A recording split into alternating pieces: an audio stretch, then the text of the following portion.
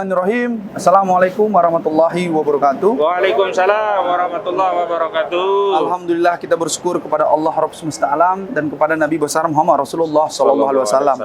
Kami dari Koalisi Persaudaraan dan Advokasi Umat bersama para ulama, para kiai dan juga dari ormas pejabat dan juga umat yang lain datang ke Mabes Polri.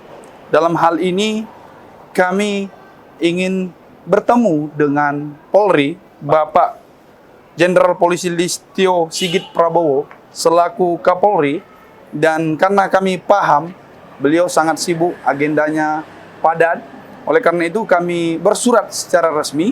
Ini buktinya, surat tanda terima yang pada pokoknya ini semua bahwasanya kami ingin meminta atau melakukan audiensi kepada Bapak Sigit dalam perihal kasus yang ditimpa oleh abang kami, Bang Edi Mulyadi, terkait pembahasan yang mengenai jin buang anak, yang pada prinsipnya menurut kami sebagai praktisi hukum ini tidak memenuhi unsur-unsur delik pidana, karena bahasa-bahasa seperti jin buang anak, bahasa-bahasa sepi, hanya ditempati orang-orang yang terdahulu, itu biasa saja. Bahkan sedari saya kecil pun di tempat kelahiran saya di daerah Medan, itu bahasa jin buang anak ini biasa gitu. Mengapa di rejim hari ini, di suasana hari ini seolah-olah delik pidana? Itu yang pertama. Yang selanjutnya, mengapa ini tidak bisa masuk ke delik hukum atau delik pidana?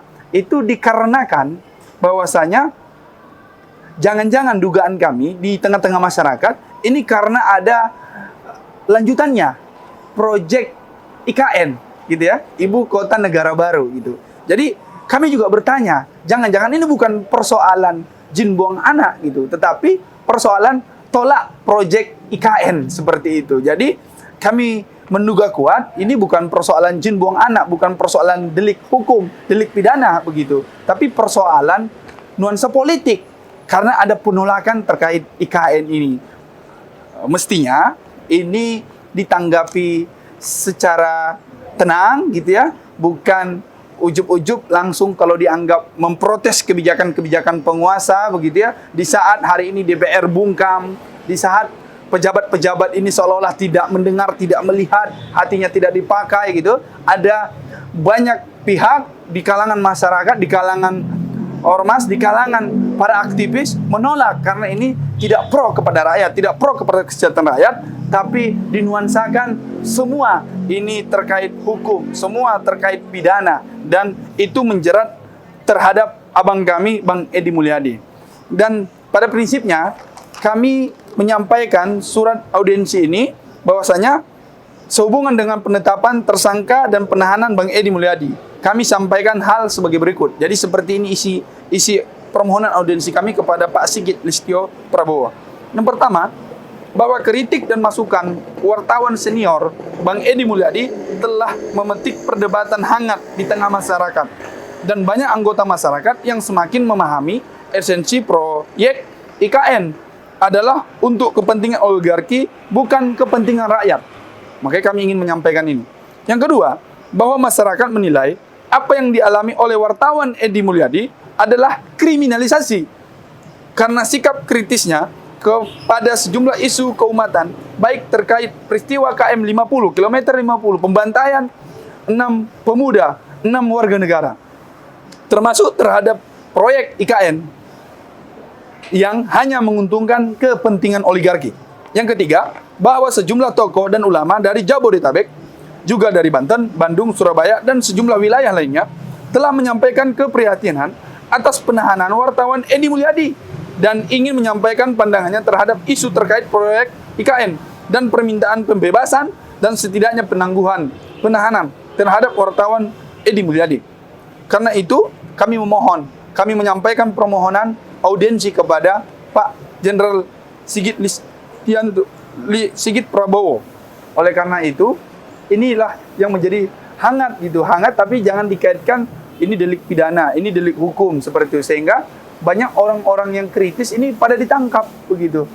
Kan biasa saja kalau ada proyek seperti ini dan sudah banyak fakta dan datanya, dan beberapa yang dituduhkan gitu ya, seperti Pak Bang Yusril itu juga menyampaikan memang dulu ada saham tapi sudah dijual begitu kan, berarti terkonfirmasi memang pernah ada begitu, walaupun jawabannya sudah dijual begitu. Bahkan terakhir itu Pak Hasim juga adiknya Pak Prabowo ini juga ternyata sudah juga menyikapin, ternyata benar banyak proyek mereka di sana, dan tokoh-tokoh juga yang terlibat lainnya ini juga mengkonfirmasi apa yang disampaikan oleh Bang Edi Mulyadi, apa yang disampaikan oleh tim-tim kita sebelumnya dari KPAU dan organisasi kemasyarakatan yang lain ini terbukti begitu. Kok malah yang terbukti kita sampaikan kok dicari-cari seperti itu? Ini kan equalnya di mana begitu? Keadilannya bagaimana? Ini yang menurut kami tidak perlu dilanjutkan, karena bagaimana masyarakat akan percaya dengan penegakan hukum? Bagaimana masyarakat akan yakin dengan apa yang diputuskan, yang dilakukan oleh Pak Sigit Listio Prabowo ini begitu? Katanya mengayomi, melayani gitu ya. Pada faktanya yang kami lihat malah orang menyampaikan pandangan, menyampaikan pendapat begitu malah dikriminalisasi seperti itu. Ini yang menjadi permintaan kami kepada Pak Listio Sigit Prabowo agar audiensi kami ini didengarkan begitu, sehingga permohonan kami ini dapat didengar dan dipertimbangkan agar janganlah hal-hal yang seperti ini dilanjutkan, dan terlebih kami meminta agar Bang Edi Mulyadi ini dibebaskan setidak-tidaknya, ditangguhkan penahanannya. Nah, alhamdulillah di sini juga sudah hadir Bang Ahmad Gauzinuddin selaku Ketua Umum KPAU, dan juga nanti ada ulama Ustadz Abu Hamzah, Kiai Abu Hamzah ini dari Bekasi, Ustaz, dari Purwakarta begitu, juga ada dari organisasi kemasyarakatan pejabat, dan juga dari pengamat sosial media nanti juga akan menyampaikan pandangannya terkait proyek IKN dan terkait permohonan audiensi ini terhadap abang kami Bang Edi Mulyadi. Kami persilakan terlebih dahulu kepada Bang Ahmad Gauzinuddin selaku Ketua Umum KPAU. Baik, terima kasih Bung Riki. Bismillahirrahmanirrahim. Assalamualaikum warahmatullahi wabarakatuh. Alhamdulillahirabbil alamin wa bihi nasta'in ala umurid dunya waddin wa ala alihi washabbihi ajmain, amma ba'd. Saya ingin konfirmasi bahwa sedianya hari ini ada beberapa tokoh yang tadi mengkonfirmasi tidak jadi ke Bareskrim, ke Mabes Polri karena terkendala macet, seperti ulama dari Jakarta Kiai Haji Fikri Bareno dalam perjalanan dari Sukabumi masih sampai Bandung, sehingga titip pesan tidak bisa ikut gabung dengan kita. Dan kemudian yang kedua ada Ustadz Nuriman, tokoh dari Depok, yang juga sebelumnya sudah mengkonfirmasi, tetapi karena hari ini juga tidak terjadi audiensi, hanya baru bisa mengirim surat ya. Jadi mungkin kita tunda, dan mudah-mudahan segera nanti dapat jadwal dari Pak Kapolri tentang permohonan audiensi yang kami ajukan ini. Dan kenapa kami perlu sampaikan apa sih substansi yang akan menjadi bahan audiensi, dan mudah-mudahan nanti juga bisa ketemu langsung dengan Pak Kapolri. Yang pertama, kami dari KPAU memandang bahwa apa yang disampaikan oleh Bang Edi Mulyadi itu adalah bagian dari kemerdekaan menyampaikan pendapat di muka umum. Ini kan sejalan dengan konstitusi, ketentuan pasal 28 Undang-Undang Dasar 1945 yang menyatakan bahwa setiap warga negara punya kebebasan berserikat, berkumpul, dan menyampaikan pendapat. Pendapat dan pandangan-pandangan Bang Edi Mulyadi itu resmi secara sah sebagai hak konstitusional dan disampaikan dalam forum yang jelas gitu. Waktu itu kami dari KPAU mengundang beliau pada acara press conference terkait rencana pengesahan Undang-Undang IKN, yang satu undang-undangnya akan diketok tanggal 18 Januari 2022. Kami undang beliau 17 Januari 2022, dan dalam pandangan-pandangan beliau luar biasa. Masyarakat banyak yang tercerahkan bahwa ternyata ada masalah, dan masalah itu masalahnya besar. Terkait apa? Terkait proyek IKN. Yang pertama terkait lahan, ternyata baru kita ketahui dari Bang Edi Mulyadi, yang beliau juga punya data-data akurat diperoleh dari Walhi, dari final report, dan di situ dikasih judul oleh Walhi dalam sebuah buku Ibu Kota Negara untuk siapa begitu. Dan di sana ternyata lahan-lahan yang ada di ring 1, 2, dan 3 itu dikuasai oleh sejumlah pengusaha dari Jakarta ya, bukan pengusaha Kalimantan. Ada Sukanto Tanoto, ada Hasim Joyo Hadikusumo, ada Reza Herwindo, termasuk ada Saudara Luhut bin Sarpanjaitan. Dan data-data itu valid. Dan beberapa sudah mengkonfirmasi memang ia memiliki, dan yang belum adalah Saudara Luhut bin Sarpanjaitan. Sampai hari ini Saudara Luhut bin Sarpanjaitan belum buka suara, belum juga melaporkan Walhi ke Polda Metro Jaya. Semestinya kalau memang itu fitnah kan dilaporkan seperti Haris Azhar dan Fathia Maulidianti. Tapi karena Saudara Luhut bin Sarpanjaitan tidak melaporkan, kan berarti pengakuan. Dalam hukum perdata itu sesuatu yang tidak ditanggapi, didiamkan, berarti itu benar. Berarti itu menjadi bukti memang data-data yang diungkap oleh Walhi itu benar adanya, dan diantaranya data-data terkait Luhut bin Sarpanjaitan punya perusahaan tambang, dan perusahaan tadi meninggalkan 50 lubang tambang. Dan 50 lubang tambang ini yang diduga akan mendapat pemutihan dosa. Nah, itu yang jadi soal. Dan sebenarnya saya mendapatkan pesan dari sejumlah tokoh. Seminggu yang lalu kalau tidak salah, saya ke Banten dan bersama ulama dan tokoh Banten juga menyampaikan dukungan kepada Bang Edi Mulyadi, termasuk penolakan terhadap proyek IKN ini begitu. Dan hari ini sedianya kami juga ingin menyampaikan langsung hal ini agar diketahui oleh Pak Listio Sigit Prabowo selaku Kapolri begitu ya. Karena kami tidak ingin apa yang informasi yang diterima oleh Pak Kapolri itu berbeda dengan kondisi di lapangan gitu. Ya, di masyarakat sebenarnya bagaimana, kemudian aparat bertindak seperti apa. Ini yang kami tidak ingin. Kalaulah nanti pandangan kami sudah kami sampaikan, kemudian Pak Kapolri punya pendapat lain, ya kami hormati pendapat itu. Tapi kami ingin bahwa setiap fakta-fakta yang ada di tengah masyarakat itu bisa diserap langsung oleh Pak Kapolri, terutama nanti ada nasihat-nasihat dari tokoh, dari ulama, karena di negeri yang mayoritas muslim ini Pak Kapolri harus mendengar saran nasihat dari ulama, karena al-ulama warasatul anbiya. Nah, dalam doktrin ajaran agama Islam, ulama itu adalah pewaris para nabi. Walaupun Nabi SAW telah lama, ya sudah telah lama meninggalkan kita, tapi warisan beliau berupa ilmu itu masih lestari ya. Siapa yang melestarikan ilmu itu adalah para ulama. Nah, terkait Bang Edi Mulyadi, kami juga ingin sampaikan ya second opinion kepada Pak Kapolri, karena selama ini kan kalau kita bertemu dengan penyidik di bawah itu kan mereka selalu berkata kami tidak punya wewenang Pak, kami hanya menjalankan perintah Pak, kami hanya menjalankan kebijakan atasan Pak. Nah, karena kebijakan tertinggi itu ada pada Pak Kapolri begitu kan, kami ingin sampaikan langsung bahwa ujaran jin buang anak itu bukan pidana. Bahkan kami dapat nih dari Profesor Dr. Anjas Aceng Ruhendi, Saifullah M. Hum, guru besar ilmu linguistik forensik nih loh, Universitas Pendidikan Indonesia. Kurang apa ini? Udah linguistik forensik gitu loh. Dia katakan begini, jadi ungkapan tempat jin buang anak itu netral, tidak memiliki konotasi negatif, termasuk yang diungkapkan oleh Edi Mulyadi. Tempat jin buang anak adalah ungkapan atau idiom atau peribahasa yang berbasis metafora kultural. Saya khawatir hal-hal seperti ini juga tidak dipahami oleh penyidik dan tidak diketahui oleh Pak Kapolri. Kita ingin sampaikan kepada Pak Kapolri, jadi tidak layak Bang Edi Mulyadi itu ditetapkan tersangka berdasarkan ketentuan pasal 28 ayat 2 junto 45A ayat 2 Undang-Undang Nomor 19 tahun 2016 tentang informasi dan transaksi elektronik. Lagi pula begini, kami ingin sampaikan kepada Pak Kapolri, ya kita sama penegak hukum ya.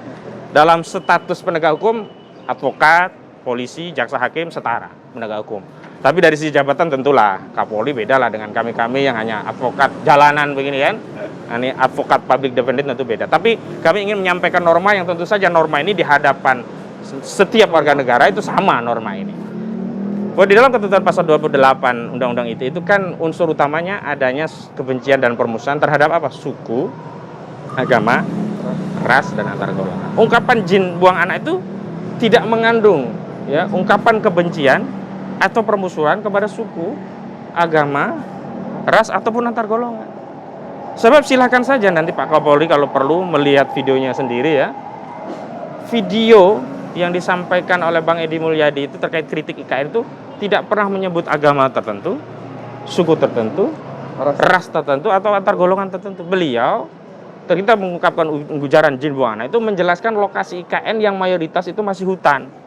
Ada hutan sawit, hutan tanaman industri, termasuk tambang, yang diantara tambang itu meninggalkan bekas lubang tambang sampai 50. Jadi tempatnya kan sepi angker, dan kalau dalam konstruksi jarak dengan ibu kota negara hari ini, yakni Jakarta, itu jauh sekali. Maka beliau ungkapkan itu kan seperti tempat jin buang anak, sama seperti dulu kalau kita ke Bekasi, ke Depok, ke daerah-daerah yang sepi, atau kita bertanya kepada kawan kita, di mana tinggal lo, ya, di Depok ujung, wah itu mah jauh banget loh, itu tempat jin buang anak, itu biasa. Dan perlu diketahui ya, legenda properti kita Pak Ciputra itu juga dulu menyebut apa namanya Pondok Indah itu tempat jin buang anak, dan itu biasa sekarang menjadi tempat yang berkelas. Ancol dulu disebut sebagai tempat jin buang anak. Dalam sebuah wawancara mantan gubernur ya DKI Jakarta Pak Sutiaso juga pernah menyebut itu zaman dulu itu seperti tempat jin buang anak Ramatungga ya.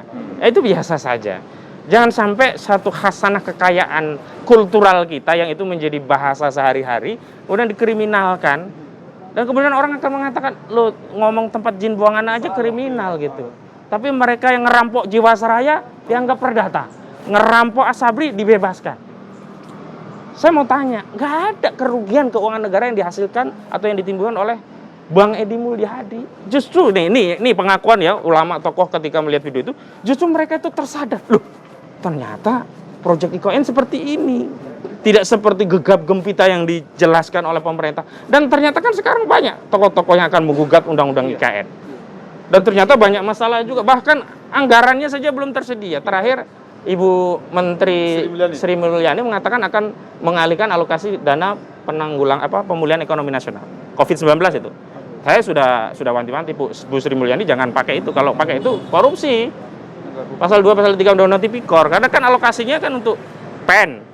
COVID, pemulihan ekonomi nasional, kok dialihkan untuk ibu kota. Nah, saya juga ingin katakan, jadi ini justru perencanaan yang ngaco. Kalau kita merencanakan kegiatan itu kan harus disejalankan dengan rencana anggaran. Ada rencana kegiatan, ada rencana anggaran, kan harus sejalan. Rencana anggaran negara kan ada di APBN. Nah, semestinya undang-undang IKN itu dulu disahkan, baru APBN disusun. APBN nanti dialokasikan untuk proyek IKN. APBN 2022 sudah diketok 30 September 2021. Nggak ada nomenklatur IKN. Undang-undang IKN diketok 2022, 18 Januari. Dan di situ mau dieksekusi di tahun ini juga dari 2. Masya Allah, saya ingin katakan kita ini semua anak bangsa ini banyak yang ngerti lah, bukan nggak bodoh gitu loh. Kalau kayak gini kan kita diajari seperti apa. Dan ini juga perlu diketahui oleh Pak Kapolri bahwa masyarakat kita sudah cerdas itu. Sehingga ke depan juga Pak Kapolri tidak kemudian mendiamkan aparat. Kalau saya yakin Pak Kapolri tidak seperti itu, tapi aparat di bawah ini jangan dibiarkan kemudian dikit-dikit kalau ada pandangan yang berbeda dikriminalisasi. Biasanya yang langganan itu kalau nggak pasal 28 Undang-Undang ITE, pasal HOK, 14-15 Undang-Undang Nomor 1 tahun 1946. Kalau nggak 27 ayat 3, pencemaran. Itu udah langganan kami ini udah ribuan bukan ribuan kali sih, itu metafora juga. Nanti dianggap hoax, nggak ada. Ribuan itu berarti saking banyaknya saya sebut ribuan. Nggak ribuan juga sih, tapi itu metafora. Tidak terhitung dengan jari. Nah, karena saking banyaknya kita menggunakan ungkapan hiperbolis, metafora. Dilebih-lebihkan lah kalau bahasanya itu. Dan itu biasa. Sampah menumpuk setinggi gunung. Ya nggak segunung juga ya, tapi itu metafora. Nah, hari ini tolonglah ya. Khasanah budaya bahasa kita yang kaya itu jangan dikriminalisasi. Ke depan nanti orang-orang itu akan menjadi garing. Nanti orang lewat ini nggak tanya, "Pagi, Bu." Ya udah tahu pagi, ngapain ngomong pagi? Kan nggak begitu juga. Itu adalah kalimat metafora, ungkapan yang untuk memanis semakin hangat ikatan. Nah, Bang Edi itu juga ingin menunjukkan betapa ini memang jauh, masih sepi, dan di sana nggak ada orang di proyek IKN tadi gitu loh. Kalau orang Kalimantan Timur, iya banyak, tapi bukan di proyek IKN tadi. Yang dikritik itu lokasi IKN yang dikuasai oleh sejumlah pengusaha dari Jakarta. Pengusaha Jakarta. Jadi yang diuntungkan juga bukan orang sana dapat gusuran, nanti ada proyek IKN, alhamdulillah gara-gara proyek IKN saya jadi miliarder. Di BKT dulu banyak seperti itu, nasibnya bagus, tanahnya jelek sih ya, nggak produktif, tapi jadi kena gusuran BKT, dapat duit dia. Itu bersyukur. Nah ini enggak yang dapat, ya kalau dapat duit penggantian lahan tadi, ya yang punya konsesi lahan, Sukanto Tanoto, Hasim ya kan, terutama Sukanto karena dia di ring satunya semuanya di Sukanto Tanoto. Tapi kalau Hasim tuh ring 2 kan. Nah, kalau ring 2, ring 3 juga tetap diuntungkan karena dia marketnya akan naik. Nah, nanti kalau ada kota penyangga kan nggak mungkin nggak ada properti untuk ASN dan sebagainya yang tinggal. Nah, di proyek itulah yang kemudian semua diuntungkan. Siapa yang diuntungkan? Apakah rakyat? Rakyat kita ingin sampaikan kepada Pak Kapolri justru terbebani nih dengan APBN yang coba Pak Kapolri, kalau orang mengatakan tidak sesuai faktanya itu hoax bukan? Nah ini Pak Jokowi juga nembar hoax kalau begitu klasifikasinya menjadi hoax ya. Karena kan Pak Jokowi menyampaikan tidak akan membebani APBN. Buktinya akan pakai APBN. Dan ini multi years loh, ini tahun jamak, bukan hanya 1 tahun APBN, nggak selesai 1 tahun, paling tidak 5 atau berapa. Dan ternyata melalui ahli tata negara yang akan menggugat ke MK, ini banyak masalah dari sisi perencanaan, termasuk ini tidak masuk dalam rencana pembangunan nasional jangka panjang, menengah dan panjang, nggak masuk. RBCP nggak masuk. Kan harusnya kan kalau kita mau bangun ABN itu sudah muncul perencanaan tadi. Jangan-jangan merencanakan asal-asalan. Nanti kalau nggak sesuai, udahlah diubah fungsi. Misalnya nih ya, rencananya bangun IKN, karena gagal, udahlah jadi gudang tempat jin buang anak gitu. Kan nggak lucu, ini negara. Sama seperti kemarin, rencananya bikin bandara. Karena nggak sesuai ekspektasi, rencananya buruk, jadi bengkel pesawat. Kan nggak lucu begitu. Untuk urusan bandara saja, Kertajati saja, perencanaannya buruk, nah kami khawatir. Ini bukan proyek properti. Kalau proyek properti yang rugi, misalkan kayak Merkata, ya, grupnya Lipo rugi, bodoh amat, kami nggak ada urusan. Tapi ini proyek yang didanai oleh APBN. Uang rakyat. Uang rakyat, kita yang bayar. Berat apa dampaknya? Harga-harga naik, BBM subsidi dikurangi, semua menjadi sulit. Dan ini yang penting untuk disampaikan kepada Pak Kapolri. Selanjutnya begini. Saya ingin fair saja lah. Dalam proses penahanan itu kan ada unsur objektif dan subjektif. Oke, objektifnya karena ditahan dengan ancaman pidana di atas 5 tahun. Subjektifnya kan khawatir lari, khawatir menghilangkan barang bukti, khawatir mengulangi tindak pidana lagi. Ini ulama-ulama kita tuh udah siap menjamin. Jadi kalau nanti tetap ditahan kan berarti nggak menghargai jaminan kita. Kan selama ini, kenapa saya ingin nyampaikan langsung ke Pak Kapolri? Karena ujungnya kalau kita sampaikan kepada penyidik, oh maaf kami tidak punya kewenangan, itu kebijakan atasan. Nah sekarang kami mau langsung sampaikan agar Bang Edi Mulyadi itu dibebaskan karena tidak memenuhi unsur. Kalau tidak ya ditangguhkanlah, siap dia menjalani prosesnya. Atau kalau tidak, ini prosesnya disegerakan, jangan nanti dikurung sampai, pertama kan di KUHP itu kan 20 hari. Nanti lewat tambah lagi 40 hari. Untung aja ini kasusnya bukan terorisme. Kalau kasusnya terorisme seperti Bang Munarman, 7 bulan kurang dikit, 210 hari. Pertanyaannya, kalau memang berani menetapkan tersangka, berarti kan sudah cukup 2 alat bukti. Kenapa lama-lama nggak dibawa ke sidang? Kalau nggak dibawa ke sidang karena belum lengkap bukti, berarti kan ini nggak terpenuhi unsur. Ya sudah bebaskan gitu loh. Pilihannya kan bebaskan, tangguhkan, segera sidang. Jangan kemudian Bang Edi dizalimi, dilama-lamain, nanti 20 hari pertama sudah habis, tambah lagi surat ditambah 40 hari. Nggak begitu. Nah kami ingin sampaikan ini ke Pak Kapolri agar mengoreksi. Karena kinerja bawahan itu dampaknya kepada institusi. Dan institusi sangat tergantung kepada Pak Kapolri. Karena saya mengutip pandangan Pak Kapolri sendiri, Pak Listio Sigit Prabowo, katanya kan ikan busuk itu kan berasal dari kepala. Nah saya yakin kepalanya masih bersih nih Pak. Karena itu sehatkanlah badannya, sehatkanlah anggota tubuh lainnya. Karena kita mencintai institusi Polri sebagai garda terdepan penegakan hukum. Ingat, institusi Polri itu garda terdepan penegakan hukum, jangan sampai menjadi alat kekuasaan. Jadi itu yang ingin kami sampaikan dan mudah-mudahan ini terjadwal. Karena kami beberapa kali belum mengadekan dulu sama TPUA, saya dengan Bang Egy dan kawan-kawan itu sempat mengadekan tapi nggak sempat ketemu Pak Kapolri. Tapi diutuslah dua bintang 2 kalau nggak salah waktu itu, bintang 2 atau bintang 1 lupa saya.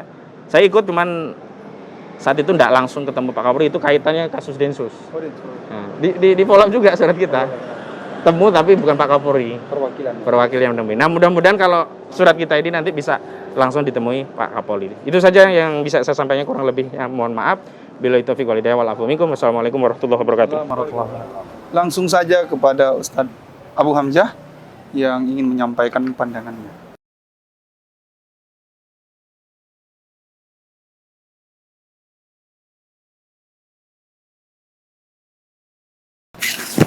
Bismillahirrahmanirrahim. Assalamualaikum warahmatullahi wabarakatuh. Waalaikumsalam warahmatullahi wabarakatuh. Innal hamdalillah nahmadu wa nasta'inu wa nastaghfiruh wa na'udzu billahi min syururi anfusina wa sayyiati a'malina may yahdihillahu fala mudhillalah wa may yudlil fala hadiyalah. Asyhadu an la ilaha illallah wahdahu la syarikalah wa asyhadu anna Muhammadan abduhu wa rasuluhu la nabiyya ba'dah. Allahumma rabbis shrah li sadri wa yassir li amri wa hlul 'uqdatam min lisani yafqahu qawli amma ba'd. Alhamdulillah kami dari Aliansi Muslim Peduli Ummah dari Purwakarta, juga teman-teman dari Kerawang bisa berkesempatan hadir di halaman Mabes Polri ya, kurang lebih ya, kurang lebihnya begitu ya. Dengan satu argumen tadi kita masih belum bisa diterima, tapi surat sudah masuk ke Kapolri. Mudah-mudahan ini menjadi wasilah bagi Kapolri khususnya dalam rangka menegakkan kedisiplinan, dalam rangka menegakkan slogan Polri yang presisi dan macam-macam itu. Mudah-mudahan ini menjadi salah satu wasilah, karena ini bagian dari kecintaan kami selaku rakyat terhadap aparat penegak hukum dimanapun saja berada. Wabil khusus pada kesempatan yang berbahagia ini, apa yang ingin saya sampaikan pertama terkait dengan kewajiban seorang muslim. Man ra'a minkum munkaron falyughayyirhu biyadihi fa illam yastati fa bilisanihi fa illam yastati fa biqalbihi wa dzalika adzabul iman. Rawahu Imam Muslim, ya. Jika seorang muslim melihat kemungkaran, maka ubahlah dengan tangannya, jika tidak mampu rubah dengan lisannya, jika tidak mampu rubah dengan hati. Dan dengan hati merubah kemungkaran adalah selemah-lemahnya iman. Apa yang dilakukan oleh Bang Edi Mulyadi, wartawan senior yang merupakan kebanggaan kami umat Islam, adalah bagian dari upaya menyampaikan kebenaran, mengungkap adanya kemungkaran, dan beliau berani menyampaikan secara lisan. Kenapa? Karena kemampuan beliau sebagai seorang jurnalis, ya kalau tidak tulisan ya dengan lisannya. Maka dari itu tentu sebagai bagian dari sama kaum muslimin yang alhamdulillah banyak informasi yang sudah beliau sampaikan dalam kanal pribadi beliau, baik di YouTube atau sosial media yang lain, yang tadi sudah disampaikan beberapa kali oleh Bang Ahmad Rozinuddin, Bang Riki, dan yang lain-lainnya, memang betul-betul mencerdaskan. Kami sangat berterima kasih bahwa pada awal ketika disebutkan ibu kota negara pindah atau hendak pindah dan lain sebagainya, terkesan ada semacam akan lebih modern dengan bangunan fisik yang mentereng, ada simbol-simbol yang sangat luar biasa, kelihatannya memang indah sekali. Namun ternyata setelah beberapa kali kita melihat tayangan dari Bang Edi Mulyadi, dan juga tidak hanya Bang Edi Mulyadi, saya lihat pakar-pakar yang juga memang mengerti dalam urusan tata kelola pemerintahan, upaya pemindahan ibu kota, termasuk juga dampak-dampak lingkungan dan lain sebagainya. Kami terus terang merasa tercerahkan dengan adanya informasi-informasi yang terus disuarakan, salah satunya oleh Bang Edi Mulyadi ini. Maka tentu upaya yang dilakukan oleh Bang Edi dengan tadi ya bahwa ada kalimat-kalimat yang malah ini yang dipersoalkan, kami justru menjadi semakin aneh. Esensi dari apa yang disuarakan oleh Bang Edi ini adalah penolakan beliau terhadap proyek IKN. Lah kenapa yang dihajar adalah jin buang anaknya? Nah, terus kemana kritikan beliau, penolakan beliau terhadap proyek IKN? Yang justru itu menjadi materi inti dari apa yang beliau sampaikan di acaranya KPAU ya, kurang lebih. Ya. Nah, di saat yang bersamaan pula, saya tidak hanya melihat channelnya Bang Edi Mulyadi, banyak juga channel-channel yang lain. Bahkan belakangan saya mendapati beberapa tokoh umat ini mau menggugat Undang-Undang IKN ke Mahkamah Konstitusi. Apa jadinya kalau mereka pun misalnya dianggap sebagai kritikan yang tidak disukai oleh rezim, apa jadinya kalau mereka semuanya ditangkap juga? Ini kan bingung begitu. Terus suara umat yang semestinya bisa difasilitasi dengan pandangan-pandangan yang, apalagi tadi ada rekomendasi dari Walhi, ada rekomendasi dari jaringan tambang, Jatam, dan macam-macam gitu. Saya nggak begitu hafal semuanya. Tetapi justru saya mendapati itu semuanya salah satunya melalui channel Bang Edi Mulyadi ini. Nah, maka tentu terkait dengan hal itu semua, kami mewakili barangkali sebagian ulama yang memang memiliki keinginan untuk tetap menegakkan apa yang namanya sebaik-baik umat. Kuntum khaira ummatin ukhrijat linnas ta'muruna bil ma'ruf wa tanhauna 'anil munkar wa tu'minuna billah. Ya, Quran surat Ali Imran ayat 104 misalnya menyebutkan seperti itu. Kalianlah umat yang terbaik yang dilahirkan di tengah-tengah manusia untuk menyeru amar ma'ruf nahi munkar dan beriman kepada Allah Subhanahu wa taala. Kami iri kepada Bang Edi. Walau alam apakah beliau punya background agama, lulusan pesantren, tetapi beliau berani menyampaikan kebenaran. Beliau berani menyampaikan al-haq, walau hasilnya pahit berupa ditangkap dan dimasukkan ke Bareskrim. Tetapi inilah resiko bagi seorang muslim ketika dia berkeinginan menjadi khairu ummah, sebaik-baik umat. Maka dari itu melalui acara ini barangkali kami juga mengajak kepada segenap pimpinan tokoh ormas pesantren atau umat Islam di berbagai organisasi yang ada untuk bersama-sama jangan takut menyuarakan kebenaran. Kenapa? Karena proyek IKN seperti tadi dipaparkan berkali-kali berulang-ulang, bahkan beberapa pakar menyebutkan ada hal yang sangat berpotensi mendolimi umat. Ya, di antaranya ketika awal ngomong tidak akan membebani APBN. Dari informasi yang berkembang ternyata akan menggunakan dana APBN. Terakhir tadi Bang Ozinuddin mengatakan akan menggunakan dana yang dikelola oleh Sri Mulyani, ya dana untuk kemudian pemulihan ekonomi nasional karena terdampak COVID. Loh kenapa? Emang COVID sudah selesai? Faktanya hari ini muncul varian baru yang tentu saja dana itu sangat-sangat dibutuhkan oleh masyarakat. Kenapa harus dialokasikan kepada proyek IKN? Ini malah semakin membuat kami bertanda tanya lebih panjang lagi. Nah, maka dari itu tentu ya ini Jakarta yang sudah panas. Kalau tadi diibaratkan ya ini ungkapan juga nih panasnya kayak neraka begitu. Bukan panas sesungguhnya ya. Nah, kapan siapa orang yang pernah masuk ke neraka terus cerita betul loh neraka itu panas, belum ada. Tetapi itu ungkapan yang umum disampaikan ya siapa pula yang pengen masuk neraka begitu kan, tidak. Tetapi ungkapan hiperbolik yang kemudian disampaikan rasa-rasanya ini berlebihan kalau malah dijadikan sebagai kasus hukum atau dipidana, sementara urusan yang lebih besar tersedotnya dana atau bahkan tanah yang tadinya tempat jin buang anak. Saya jadi ngikut ini omongan jin buang anak gitu. Itu tiba-tiba berubah menjadi kota metropolitan dan orang yang selama ini membuat kerusakan lingkungan seolah-olah dengan adanya proyek IKN akan mendapatkan keuntungan berlipat-lipat ganda. Harusnya dia merehabilitasi galian yang harus ditutup dan lain sebagainya, dia udah ongkang-ongkang kaki dapat duit, apalagi ada di ring 1 proyek IKN, ya tentu keuntungan yang berlipat-lipat. Sudah harta kekayaan yang ada di dalam perut bumi Kalimantan tersebut dia sedot, berikutnya dia tidak kena kewajiban untuk merehabilitasi lahan yang sudah dia habisi tersebut. Ini yang kemudian semakin membuat kami merasa sangat prihatin. Ya, kalau memang betul Bang Edi Mulyadi ini menjadi korban dari kriminalisasi, maka semestinya Pak Kapolri bisa menerima nasihat dari kami, bisa mempertimbangkan apapun yang berasal dari kami. Kalaulah memang betul apa yang kami sampaikan ini benar adanya, maka tentu tidak ada alasan bagi Kapolri untuk membebaskan Bang Edi Mulyadi.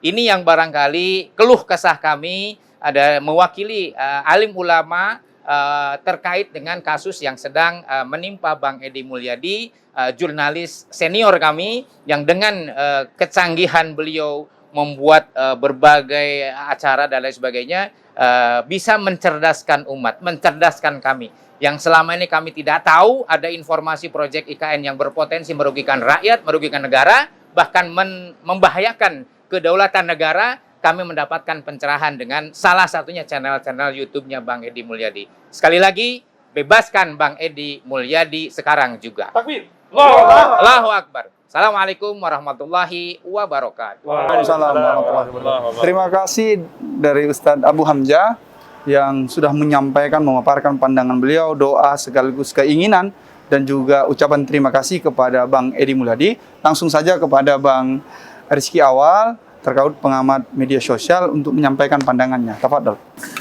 Bismillahirrahmanirrahim. Assalamualaikum warahmatullahi wabarakatuh. Rekan-rekan media dan juga teman-teman jurnalis yang lain yang juga bisa menyaksikan apa yang kami sampaikan pada hari ini, semata-mata bukan membela Bang Edi Mulyadi saja, tapi ini semata-mata membela negeri kita tercinta Indonesia dari upaya oligarki untuk merebut dan menyengsarakan umat, ya. Kalau kita perhatikan ungkapan-ungkapan yang disampaikan oleh Bang Edi Mulyadi yang diperkarakan hari ini, itu sebenarnya mengalihkan kepada isu utama terkait dengan proyek ibu kota negara yang baru ini. Pada hakikatnya begini teman-teman semuanya, ketika wilayah ini berpindah bukan di dalam pulau tapi di luar pulau sana, ya, bukan berarti kita menyisihkan atau tidak suka dengan perpindahan itu, bukan. Itu sesuatu yang wajar sebenarnya. Tapi masalahnya adalah ini dilakukan pertama di saat ekonomi masyarakat sedang turun-turunnya akibat COVID-19. Kita tahu sendiri akhir-akhir ini bahkan ya Omikron meningkat tajam luar biasa. Tapi sayangnya kenapa polisi malah tetap menahan Bang Edi Mulyadi? Ya seharusnya menjadi keprihatinan bersama ketika peningkatan ini ya bisa ditangguhkan penahanannya, setidaknya begitu. Yang kedua, pernyataan Bang Edi Mulyadi itu salah satu bentuk kebebasan yang dilakukan oleh warga negara untuk kritik terkait dengan pemerintahan. Dan kalau tidak terjadi kritik itu, maka siapa yang akan mengawasi pemerintah? Ya, kalau seandainya DPR kemudian itu sebagai lembaga legislatif justru tidak bisa menyampaikan kritik, maka rakyatlah yang berhak menjawab kritik. Ya, kita tahu persis ya, kemarin itu ada tragedi yang cukup luar biasa. Ada desa Wadas namanya di kawasan Purworejo, Jawa Tengah. Ya, kita melihat bagaimana bentuk, saya nggak tahu ya, kalau teman-teman melihat gitu, mungkin karena bukan di Jakarta kejadiannya, sehingga media tidak memblow up begitu luar biasa. Bagaimana masyarakat desa Wadas ini dalam tanda kutip ya diisolasi. Dengan kondisi demikian, itu ketika masyarakatnya ada, ya mereka dipaksa untuk tanah mereka untuk dibiarkan atau diganti dengan tidak angka yang cukup. Nah ini masalahnya adalah di Kalimantan sana perpindahan nih. Ini kalau wajarnya membandingkan. Taruhlah 1 juta PNS pindah ke sana. Itu berarti nggak bisa dilalui jalur darat. Minimal 2 jalur kan, jalur laut dan juga jalur udara. Penerbangan ke Kalimantan Timur itu tidak mungkin sehari itu 10.000 atau 20.000. Ya, penerbangannya untuk ngangkut ini aja PNS-nya ya. Nah, artinya butuh jangka waktu yang cukup lama dan itu butuh duit lah gitu ya. Tidak mungkin PNS ini pindah dengan sendirinya.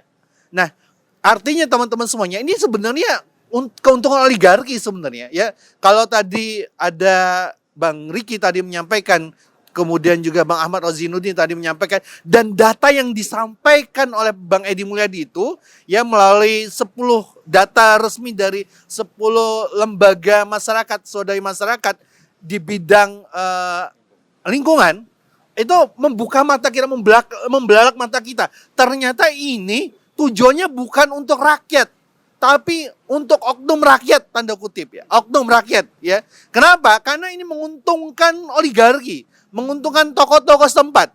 Ya, kalau sama ini kita diminta untuk NKRI harga mati gitu ya, kemudian itu meyakini cinta Indonesia, harusnya dong, ya harusnya ya kalau pengusaha-pengusaha itu pengen seperti mencintai Indonesia, dikasihlah gratis.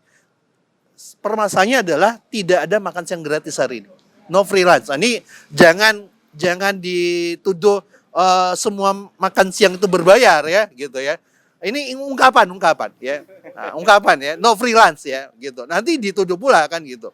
Nah, yang bentuk keprihatinan kita. Jadi pembelaan kita itu bukan saja mengajak kaum muslim, bukan.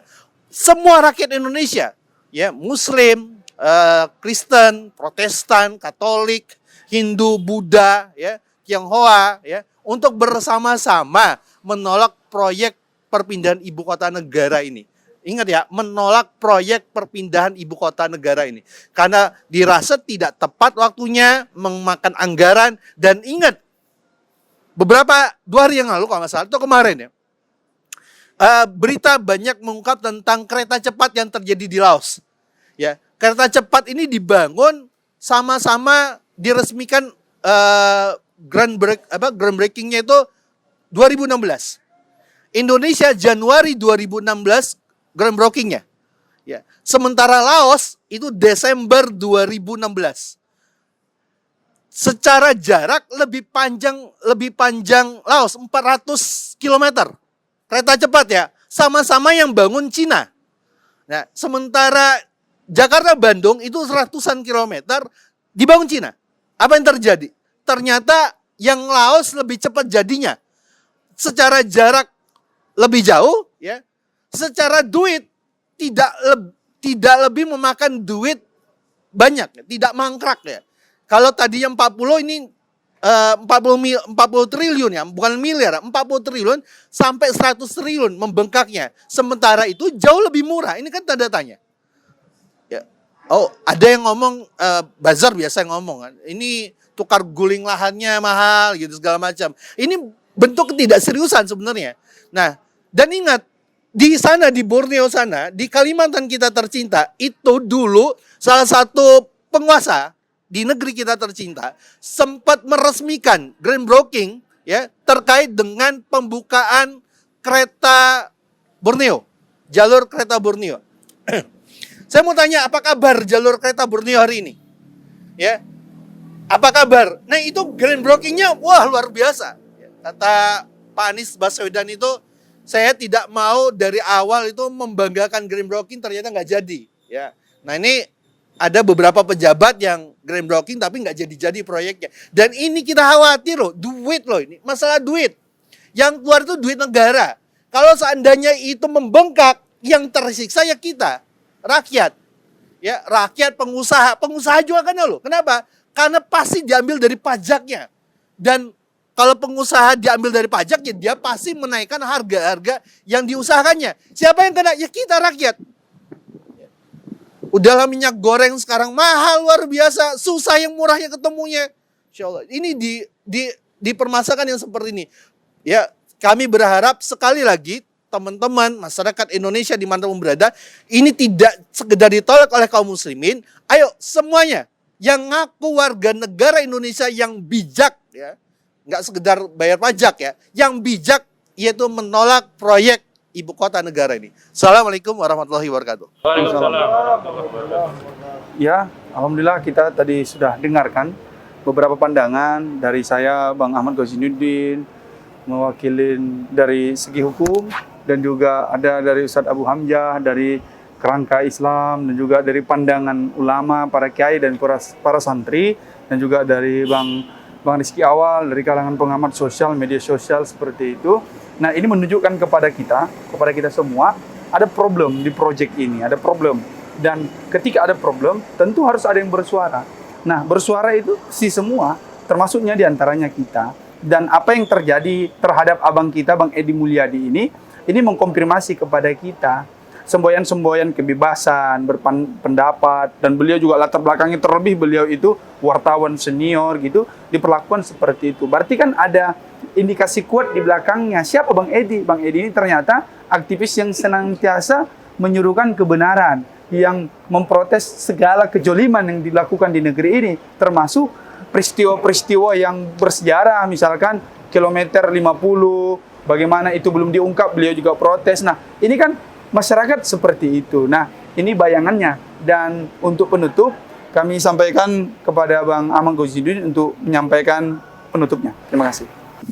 Baik, terakhir kami mohon doa seluruh umat, seluruh masyarakat di negeri tercinta ini agar segera mendapatkan jadwal dari Pak Kapolri, dan insya Allah saya akan menghubungi sejumlah tokoh ulama baik di Surabaya, di Semarang, di Solo, Jogja, Medan, Bandung, Ciamis, dan berbagai kota kabupaten di wilayah Indonesia yang bisa kita kontak. Nanti kalau Pak Kapolri sudah menyiapkan jadwal untuk kita undang biar semua datang, biar semua ulama juga ikut menyampaikan nasihat kepada Pak Kapolri. Karena sesungguhnya ulama itu kan menyayangi institusi Polri, kita tidak ingin institusi Polri digunakan menjadi alat kekuasaan. Sebagaimana terjadi di Desa Wadas. Kita prihatin sekali begitu, aparat negara dibayar oleh pajak negara begitu beringas kepada rakyat sendiri. Luar biasa. Baik, itu saja dari saya, dan untuk menutup acara ini mari bersama-sama kita tutup dengan doa kafaratul majelis. Subhanakallahumma wa bihamdika asyhadu an la ilaha illa anta astaghfiruka wa atubu ilaik. Wassalamualaikum warahmatullahi wabarakatuh. Waalaikumsalam. Takbir. Allahu Akbar. Takbir. Allahu Akbar. Takbir. Allahu Akbar.